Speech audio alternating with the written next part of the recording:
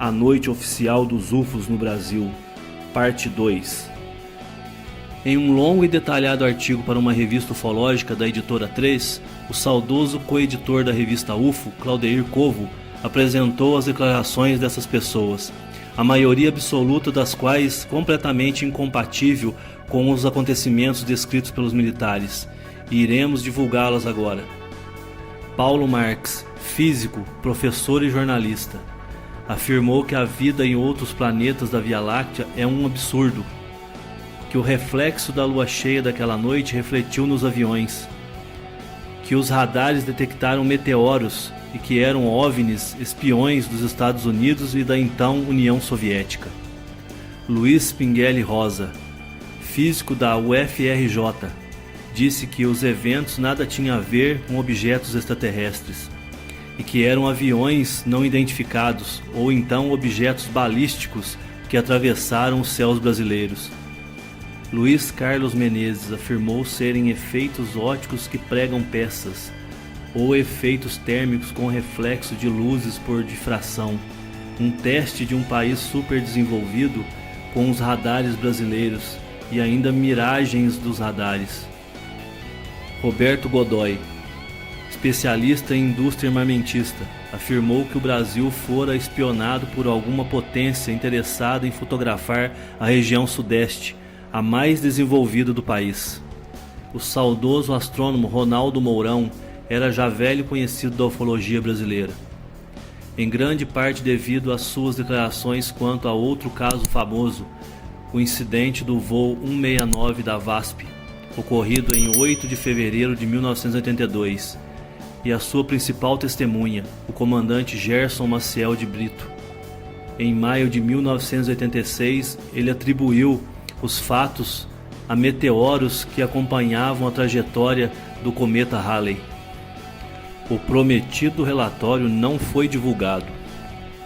Croquis da perseguição que a FAB promoveu aos invasores em 19 de maio de 1986, durante a coletiva de imprensa, Moreira Lima prometeu para dali um mês um relatório sobre os acontecimentos, que entretanto nunca veio a público. Nos anos que se seguiram, os ufólogos continuavam buscando informações e pedindo esclarecimento junto à FAB, que infelizmente respondia somente com evasivas. Mais de uma década depois, em 1997, o brigadeiro Moreira Lima concedeu entrevista para uma rede de televisão e a revista UFO. Questionado, negou categoricamente a possibilidade de os eventos estarem ligados a algum fenômeno eletromagnético, ou mesmo haverem sido causados por qualquer aeronave conhecida, devido às características de voo apresentadas pelos OVNIs.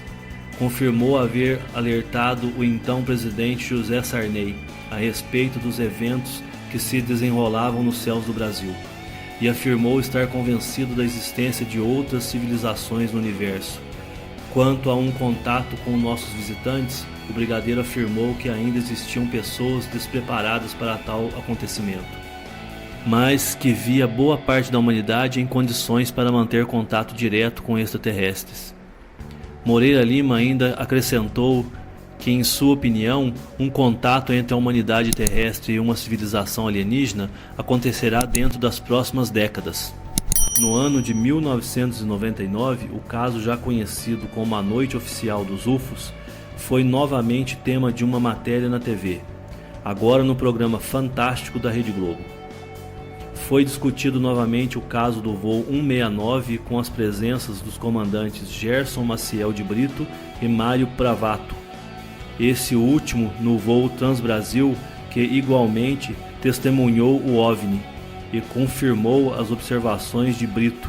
Este descreveu o objeto em sua maior aproximação naquela histórica noite de 8 de fevereiro de 1982, como semelhante a 2 pratos superpostos. Estimou suas dimensões como superiores a 2 aviões jumbo. Sobre a Noite Oficial dos UFOs, foi novamente entrevistado o brigadeiro Moreira Lima, que afirmou que a coletiva foi motivada por um vazamento de informações sobre os eventos. E segundo ele, havia vontade de explicá-los a fim de evitar qualquer má interpretação como ameaças ao país. não se descobriu a origem do vazamento.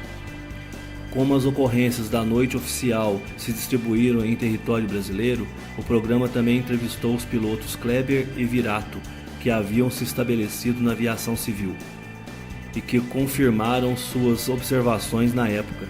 Virato, encaminhando-se para sua aeronave naquela noite, reparou que a mesma estava sendo municiada e armada com mísseis. Mais tarde, conseguiu aproximar-se até 6 milhas de um dos OVNIs, antes que o mesmo acelerasse subitamente para em instantes colocar-se a mais de 20 milhas de seu caça. Viriato afirmou que o radar de Brasília confirmou que o objeto havia atingido naquele curto intervalo uma velocidade de Mach 15. Kleber acrescentou que, de acordo com suas impressões e o sinal de seu radar de bordo, no qual sofreria alguma interferência que chegou a atingir outros instrumentos, o contato que perseguia tinha um tamanho equivalente à envergadura de um jumbo, ao redor de 60 metros. Começa a abertura. Depois de muitos anos reivindicando a maior transparência de nossos militares quando a questão dos OVNIs, a revista UFO lançou em 2004 a campanha Liberdade de Informação Já. Finalmente, após 14 meses, em 20 de maio de 2005, os representantes da Comissão Brasileira de Ufólogos, Ademar Gevaer, editor da revista UFO, acompanhado dos coeditores Claudeir Covo, Marco Petit, Roberto Beck e Fernando Ramalho, membros da Comissão Brasileira de Ufólogos, CBU, foram convidados pelo Major Antônio Lourenço do Ciconsaer, Centro de Comunicação Social da Aeronáutica, para conhecerem as instalações da Força Aérea Brasileira em Brasília. Os ufólogos puderam conhecer e visitar as instalações do 6º Comando Aéreo Regional, do Sindacta 1 e do Condabra. Este último é o Comando de Defesa Aeroespacial Brasileiro, e nada menos o local onde se encontram os mais secretos arquivos da FAB, incluindo aqueles que tratam dos casos ufológicos em todo o território nacional. Os integrantes da CBU assistiram a palestras, puderam testemunhar o funcionamento das instalações e procedimentos ligados à defesa aérea e o controle de tráfego aéreo.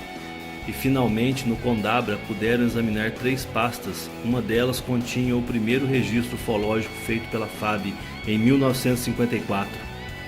Outra trazia em 179 páginas informações a respeito da Operação Prato, cuja reconstituição foi exibida no ano passado no programa Linha Direta, Mistério da Rede Globo.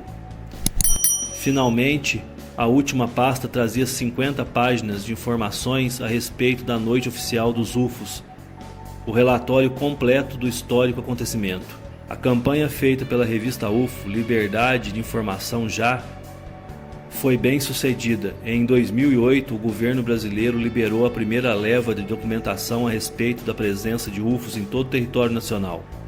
Ao longo dos anos seguintes, milhares de páginas de documentos foram liberados para consulta, estando disponíveis no Arquivo Nacional e no site da revista UFO.